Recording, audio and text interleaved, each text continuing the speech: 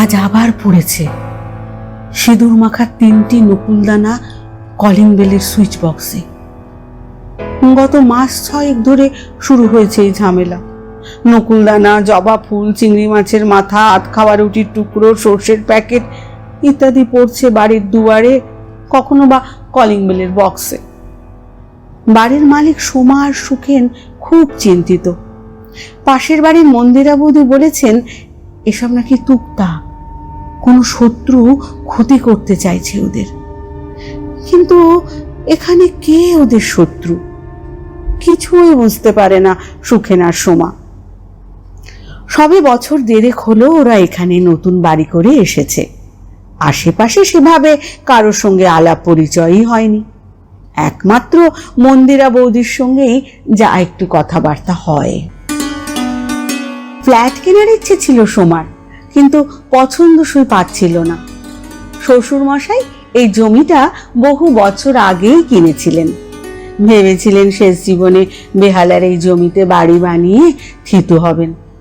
সারা জীবন বদলি চাকরি করেছেন, কিন্তু সেটা আর হয়ে ওঠেনি। শেষ চাকরিস্থল ভাইজাকেই বাড়ি বানিয়ে থিতু হয়েছেন। বেহালার জমিটা বেচে দেবেন ঠিক ছিল, পাশের বাড়ির মন্দিরা বৌদিরা কিনতে চেয়েছিল।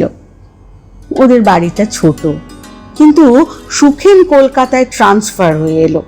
সোমাও বুটিক খুলেছে কলকাতায়।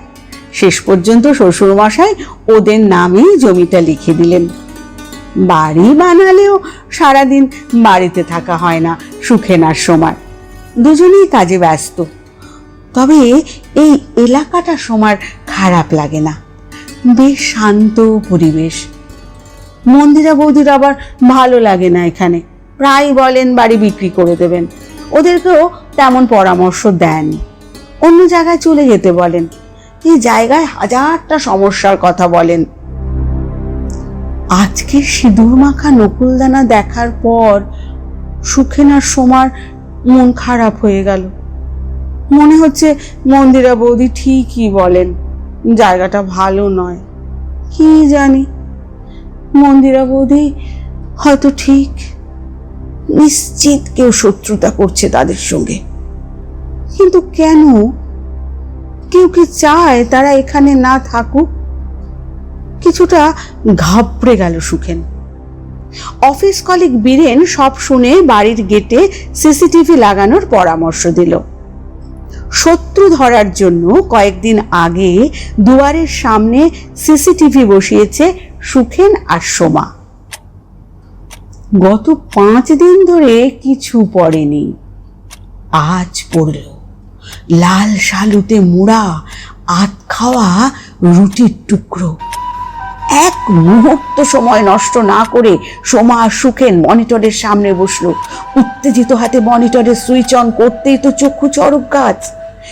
ভোরের আলো তখন ভালো করে ফোটেনি। স্ট্রিট লাইটের আলোয় পরিষ্কার দেখা যাচ্ছে মন্দিরা বৌদি গেট খুলে ঢুকছেন। কলিং বেলের সুইচ বক্সে কিছু রাখলেন, তারপর প্যাসেজ পেরিয়ে গিয়ে গেট বন্ধ করে বেরিয়ে গেলেন।